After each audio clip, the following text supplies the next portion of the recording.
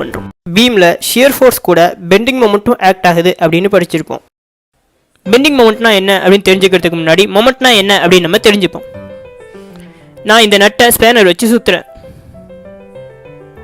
இங்கே பார்த்தீங்கன்னா நான் லோடு அப்ளை பண்ணுறது ஸ்பேனரோட ஒரு எண்டில், ஆனால் அதோட ரியாக்ஷன் அதாவது நட்டு சுற்றுறது ஸ்பேனரோட இன்னொரு எண்டில்.